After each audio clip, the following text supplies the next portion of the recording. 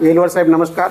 आज आपण जी पत्रकार परिषद आयोजित केली होती, पत्रकार परिषदेचा काय विषय होता? महाराष्ट्र आपल्या विचाराची आतुरतेने वाट पाहत आहे, महाराष्ट्राला कळू द्या. काय विषय होता आजच्या पत्रकार परिषदेमध्ये? हां, आजचा विषय असा होता की आगामी जिल्हा परिषद पंचायत समितीच्या जे निवडणुकाच आता होऊ घातल्यात, त्यामध्ये एक विकास किसान नावाचं, गवळी नावाचं एक फावंड गेल्या 4 वर्षापासून आहे. 2021मध्ये बी ओबीसी आरक्षणाच्या विषयी मॅटर दाखल झालं. त्याचं जजमेंट झालं 6 मे 2025ला आणि 27% ओबीसीला आरक्षण देऊन निवडणुका स्थानिक स्वराज्याच्या घेण्याचा आदेश मिळाला निवडणूक आयोगाला. पण अलीकडे 50%च्या वर आरक्षण गेलं असा कांगावा करून ओबीसीला त्याच्या हक्कापासून वंचित करण्याचं षडयंत्र सध्या रचल्या जात आहे. हे लक्षात आल्या कालच्या 24 डिसेंबरला मी राज्याच्या निवडणूक आयोगाला त्याविषयी निवेदन दिलेलं आहे, कंप्लेंट दिलेली आहे. त्यामध्ये 2 दिल्यात. एक जिल्हानिहाय मतदारांची संख्या, SC STची संख्या, ओबीसीची संख्या आणि खुल्या वर्गाची संख्या याची मागणी केलेली आहे आणि जिल्हानिहाय आरक्षणाची मागणी केली. आणि दुसरं निवेदन असं आहे की माझं मत आणि जनतेचं मत मला तुमच्या मशीनमध्ये दाखवा. कारण निवडणुका ह्या बॅलेट पेपरवर झाल्या पाहिजे ही मागणी केली. आणि त्यामध्ये सांगितलं की बॅलेट पेपरवर जो पुरावा आहे तो एव्हिडन्स आहे. 1000 वेळा मोजलं तरी माझं मत त्या निशाणीवर आहे. मला ज्या निशाणीला मत द्यायचं आहे, नोंदवायचं आहे, मी तिथं माझ्या डोळ्याच्या समक्ष नोंदवू शकतो. पण वेळोवेळी निवडणूक आयोग गेल्या 5-10 वर्षामध्ये या EVM मशीनवर आक्षेप आहे, आरोप आहे, भरोसा नाही आहे. निवडणूक आयोग तसा वागतो बी आहे आणि खोटं बोलतो आहे नेहमी की मशीन मोठी इमानदार आहे. मी म्हणलं बाबा ठीक आहे, तुमची मशीन इमानदार आहे, तुम्ही महा इमानदार आहोत निवडणूक आयोगाचे लोक काम करणारे. माझं मत मला दाखवा. माझं जे मत आहे, मी मत ज्या उमेदवाराला देतो त्यालाच मिळालं हे मला पुराव्यानिशी दाखवा, तरच मी तुमची मशीन आणि तुम्ही इमानदार आहेत असं समजू. अन्यथा तुमचं काम आहे पारदर्शी आणि निष्पक्ष निवडणुका घेणे, त्या घ्याव्यात. माझा जो अधिकार आहे मला तुम्ही दिलेला नाही, निवडणूक आयोगानं मला अधिकार दिला नाही, जनतेला मताचा अधिकार तुम्ही दिला नाही. डॉक्टर बाबासाहेब आंबेडकरांच्या घटनेमुळे दिलेला आहे. 1 मॅन 1 वोट, राष्ट्रपतीला एका मताचा अधिकार आहे. अति गरीबातल्या गरीब माणसालासुद्धा एक मताचा अधिकार आहे. इक्वॅलिटी, समानता आहे. म्हणून ओबीसीला सुद्धा समानता असली पाहिजे की ओबीसीला SC ST प्रमाणे जसं लोकसंख्येच्या प्रमाणात वाटा मिळतो तसा आम्हाला वाटा मिळाला पाहिजे. ओबीसीला लोकसभेत तर नाहीच, विधानसभेत तर वाटा नाहीच, स्थानिक स्वराज्य संस्थेमध्ये जो वाटा मिळाला आहे तो सुद्धा काढून घेण्याचा घाट आहे. आणि या विकास किसान गवळी हा कोण्यातरी ओबीसीच्या शत्रूचा, ओबीसीच्या विरोधकाचा हस्तक आहे असं मला वाटत आहे. आणि म्हणून मी ते निवडणूक आयोगाला कंप्लेंट केली आणि आज पत्रकार परिषद घेऊन जनतेच्या पुढे हा विषय गेला पाहिजे. कारण ओबीसीला का कमी, ओबीसीला समानता नाही का, स्वातंत्र्य नाही का? मग तुम्हाला जर लोकसंख्येच्या प्रमाणात वाटा मिळतो तर आम्हाला का मिळू नये? इंग्रजांनी आमची जनगणना केली पण स्वातंत्र्यानंतर या देशातल्या राजकर्त्यांनी जनगणना केली नाही. हे ओबीसीचे शत्रू नव्हेत का? आणि जर ओबीसीचे शत्रू नसतील तर जातनिहाय जनगणना का केली नाही आणि आम्हाला आमचा वाटा का दिला नाही? हा आमचा हक्क आहे. म्हणून ही प्रपंच केला हा पत्रकार परिषद. येलवार साहेब, आपण ही पत्रकार परिषद घेतली, ओबीसीच्या आरक्षणाच्या बद्दल, कमी झालेल्या आरक्षणाबद्दल आपण मांडणी करत आहात.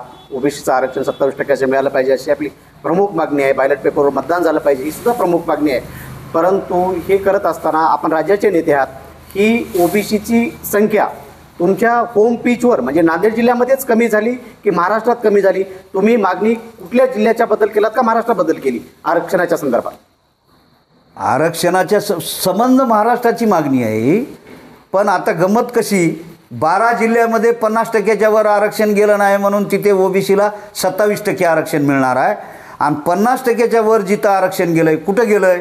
कारण आमच्या SC आणि ST बांधवांना लोकसंख्येच्या प्रमाणात वाटा आहे. आता समजा उदाहरण पालघरमध्ये 15 लाख मतदारामध्ये 10 लाख मतदार STचे आहेत, म्हणजे 75% ST समाज आहे. तर ते 75% जागा त्यांना जाणार आहेत आणि एस सीच्या लोकसंख्येच्या प्रमाणात एस सीचा वाटा जाणार आहे आणि सरसगट ओबीसीला 27% आरक्षण जाणार आहे. मंडल कमिशन लागू झालं. इंदिरा साहनी खटल्यामध्ये संविधानिक बेंच बसून 27% आरक्षण ओबीसीला लागू केलं आहे आणि सरसगट 27% लागू केलं आहे. तेव्हापासून चालू आहे. 96पासूनच्या ज्या निवडणुका झाल्यात त्या 27% प्रमाण झाल्यात.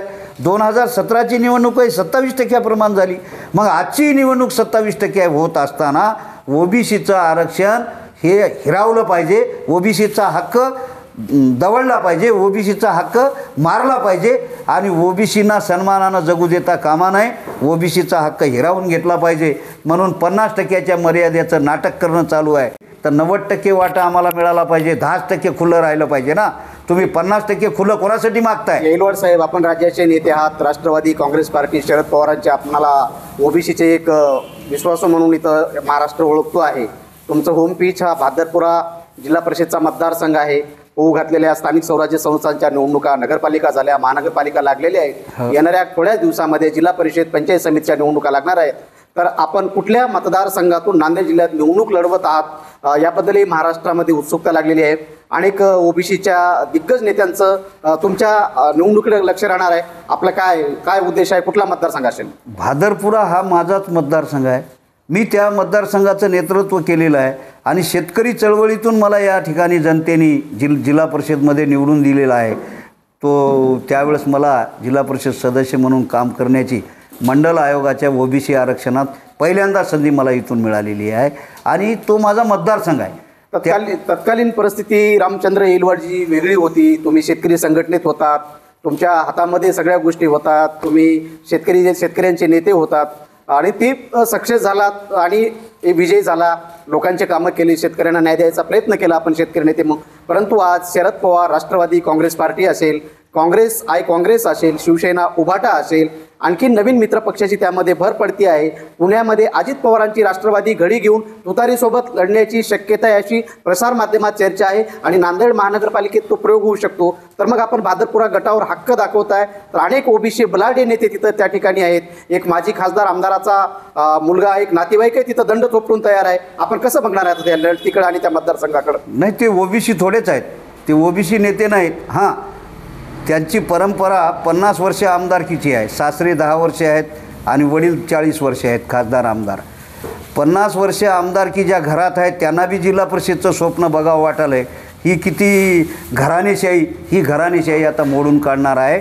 तुम्हाला वाटत असेल किंवा त्यांना वाटत असेल की आता पैशाच्या बळावर सगळं होते, तर या देशाचा पंतप्रधान अदानी होऊन जाईल. असं होणार नाही. आणि कालच्या नगरपालिकेच्या निवडणुकीमध्ये पैसेवाल्यांना जनतेने हिसका दाखवलेलाच आहे. आता पैशाचा खेळ बंद व्हायला सुरुवात होणार आहे. तुम्हाला काय वाटायचं आहे ते वाटा. जनतेनं तासून ठेवला आहे खोटा. बरोबर ते मारणार मतदानाच्या दिवशी आणि आपला हक्क बजावणार आहेत. कारण पैशाच्या जीवावर राजकारण नाही चालणार. लोकांच्या मनावर राज्य करावं लागते, लोकांच्या प्रश्नासाठी लढावं लागते, लोकांच्या हक्कासाठी लढावं लागते. त्यासाठी ह्या निवडणुका आहेत. त्याच्यासाठी लोकप्रतिनिधी म्हणून निवडून जावं लागते, आपलं घर भरण्यासाठी नाही. या घर भरणाऱ्या सगळ्या उचल्यांना पहिले माळेगावात उचले होते, आताची यात्रा संपत आली, पण आता राजकारणात उचले आलेत की या मतदारसंघात एक, त्या मतदारसंघात दुसरा, त्या मतदारसंघात तिसरा.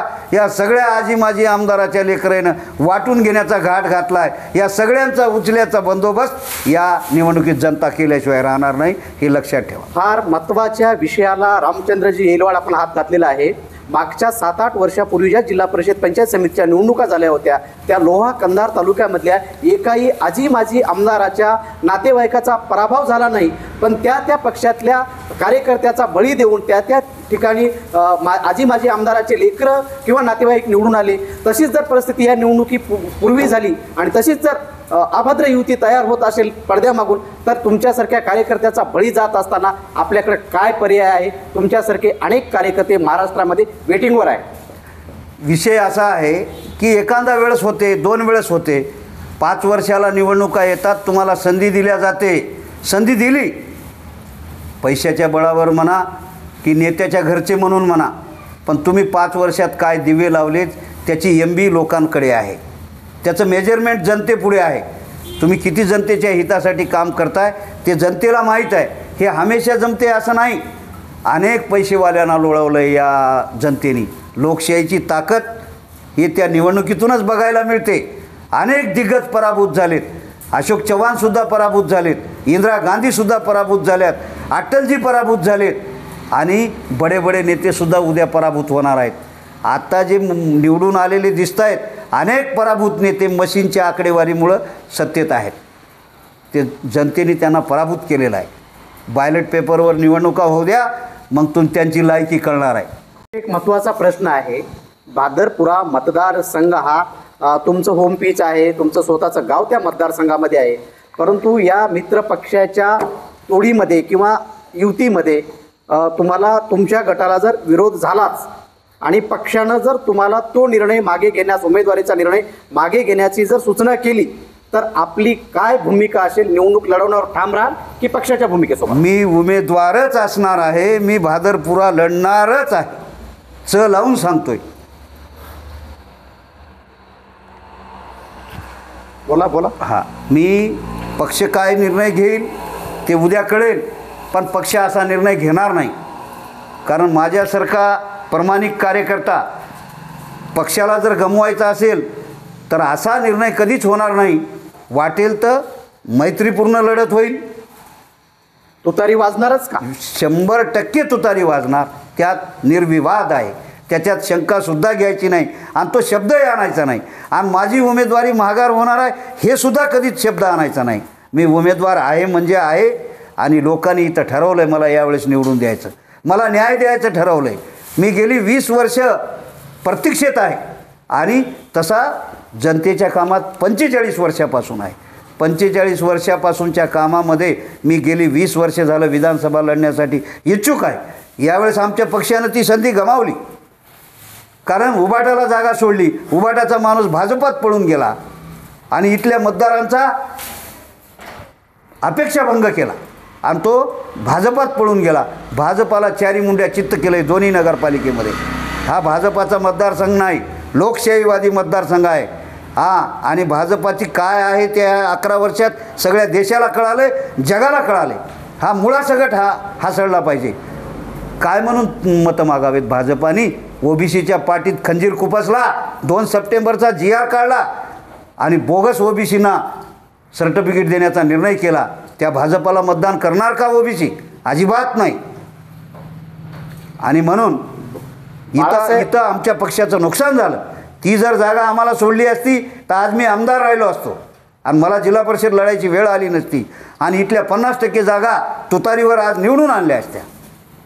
पक्षाने ती केलेली चूक पुन्हा पक्ष करणार नाही असा मला विश्वास आहे. आणि त्यामुळे ही जागा आम्हाला सुटेल. कारण 12 जागा आहेत. काँग्रेस, राष्ट्रवादी आणि उबाटा आम्ही वाटणी केली तर आम्हाला 4-4 जागा येतात. माझा पहिला मतदारसंघ आहे भादरपुरा. अजून दुसरे 3 पाहिजे आमच्या वाटणीला. त्याच्यामुळे माझा मतदारसंघ जाण्याची काही आवश्यकताच नाही. बाळासाहेब आंबेडकरांची वंचित जर महाविकास आघाडीसोबत आली तर बाळासाहेबाचं धोरण ओबीसीचं मत ओबीसीला, ओबीसीचा उमेदवार नसेल तर एससीला, एससीचा उमेदवार नसेल तर एसटीला, एसटीचा उमेदवार नसेल तर मुस्लिमांना मतदान करा, पण घुसखोरी करणाऱ्याला मतदान करू नका, असं बाळासाहेब आंबेडकर एका नांदेडच्या स्टेजवर सभेमध्ये बोलले. आणि त्या सभेचे तुम्ही साक्षीदार आहात. जर पक्षानं परत एकदा तुमच्या उमेदवारीवर प्रश्नचिन्ह निर्माण केले तर हा फॉर्म्युला वापरून काही पक्ष सोडून जाऊन किंवा पक्षाच्या सोबत न राहता निवडणूक लढण्याचे आणि काही आपले इरादे आहेत का, मनसुबे आहेत का? निवडणूक लढणारच आहे. आणि बाळासाहेबांनी जे घेतलेली भूमिका, नांदेडमध्ये जे त्यांनी घोषणा केली त्याचं मी मनापासून स्वागत करतो आहे. त्यात निर्विवाद आहे. जर वंचित आघाडी आमच्या ह्या महाविकास आघाडीमध्ये जर युतीमध्ये जिल्हा परिषदच्या निवडणुकीत आलेत तर त्यांचंही मनापासून स्वागत आहे. आणि एवढ्या जागा आमच्याकडे पडून आहेत की आता उमेदवारांची रेलचेल दुसरीकडे आहे, पडणाऱ्याकडे आहे, निवडणाऱ्याकडे कमी आहे. खरं तर आधी आमच्याकडच्या जागा धरल्या पाहिजे. कारण इथं 12 जिल्हा परिषदच्या जागा आहेत. आमच्याकडे उमेदवार आज आला की निवडून गेला या महाविकास आघाडीकडे, अशी परिस्थिती आज आपल्या लोहा कंधारमध्ये आहे.